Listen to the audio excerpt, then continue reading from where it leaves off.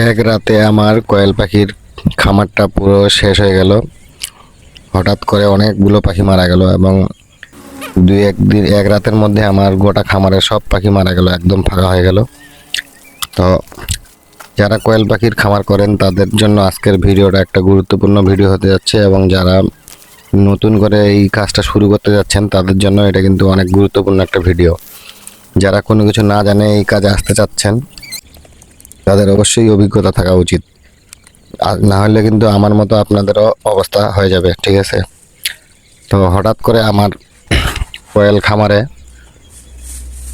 একটা ভাইরাসে আক্রমণ করলো, কি ধরনের জানি ভাইরাস বুঝতে পারলাম না। তো হঠাৎ দেখি একটা পাখি, সুস্থ পাখি, হঠাৎ 5 মিনিটও সময় লাগে না, অসুস্থ হয়ে 5 মিনিটের মধ্যে কিন্তু মারা যাচ্ছে। এই যে দেখেন, এইভাবে শ্বাসকষ্ট হওয়ার পর হঠাৎ পাখিগুলো মারা যাচ্ছে।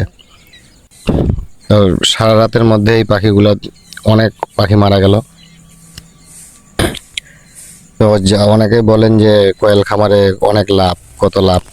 তো এক রাতে আমার সব পাখিগুলো মারা গেল। এই পাখিগুলা প্রায় এখানে 10 কেজির মতো পাখি হবে ওজন, সব মিলে আর কি। তো এক রাতের মধ্যেই সব কিছু শেষ হয়ে গেল। তাই যারা এই বিষয় নিয়ে কাজ করতে চান তাদের একটু সতর্ক থাকা উচিত, বায়োসিকিউরিটি মেনটেন করা উচিত। আর যদি এইভাবে আক্রান্ত হয় তাহলে কিন্তু পাখিগুলো এইভাবে মাটির নিচে পুঁতে দেওয়াটাই ঠিক হবে, কারণ এখান থেকে আরো ভাইরাস ছড়াইতে পারে। তো যারা এই কোয়েল পাখি নিয়ে খামার করেন তারা অবশ্যই সাবধানে কাজ করবেন।